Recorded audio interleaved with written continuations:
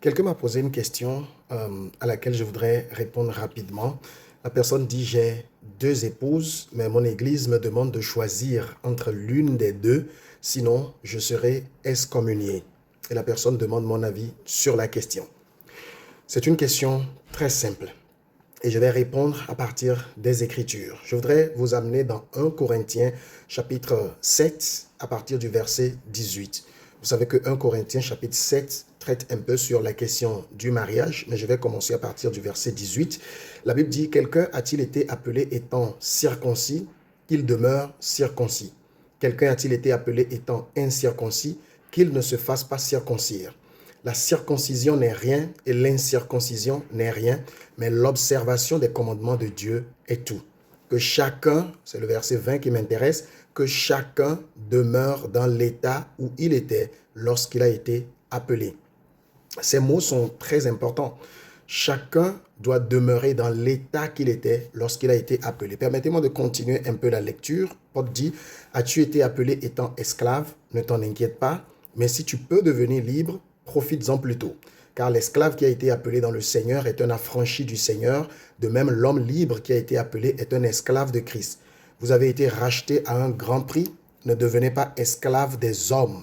Et il revient encore au verset 24, il dit que chacun, frère, demeure devant Dieu dans l'état où il était lorsqu'il a été appelé. Ensuite, il va continuer avec la question des vierges. Alors, voici ma réponse. Si vous avez deux épouses et le Seigneur n'a pas trouvé d'objection à venir vous sauver, vous avez reçu l'évangile et vous êtes né de nouveau, je ne vois pas pourquoi vous allez vous séparer de l'une des femmes. Vous allez la laisser à qui? Le Seigneur connaissait votre situation avant de venir vous appeler. Et donc, vous rejoignez la communauté, vous rejoignez le Seigneur et vous réjouissez dans le Seigneur. Avec vos épouses, vous pouvez servir le Seigneur. Les amis, les gens sont très prompts à parler de Dieu d'Abraham, Dieu d'Isaac, Dieu de Jacob et toutes ces choses, oubliant qu'Abraham était polygame, Jacob était polygame.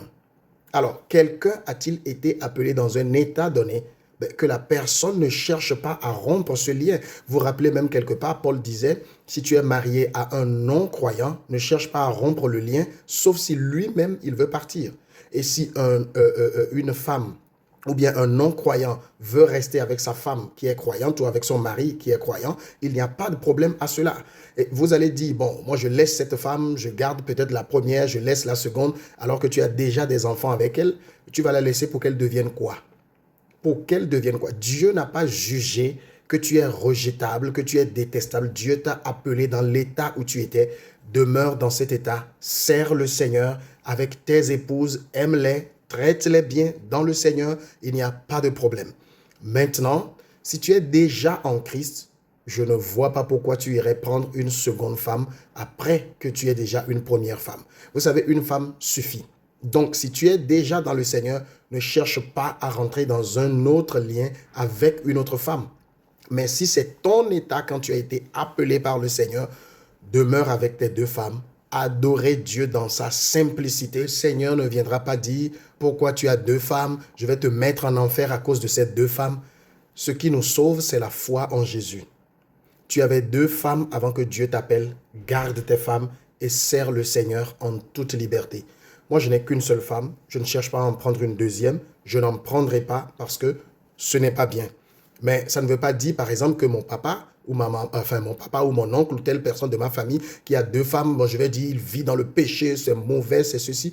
Il est comme ça. Vous savez, c'est quand nous avons nos églises en ville qu'on fait le malin. Quand vous allez dans les villages, parfois vous prêchez à quelqu'un qui a 4 femmes. Et la personne croit en Jésus, la personne vient. Et parfois même dans l'église, c'est cette personne qui sera votre premier diacre. Vous allez faire quoi finalement? Dieu n'est pas à géométrie variable. Que chacun demeure dans l'état où il était quand il a été appelé. Et la paix de Dieu sera avec vous. Amen.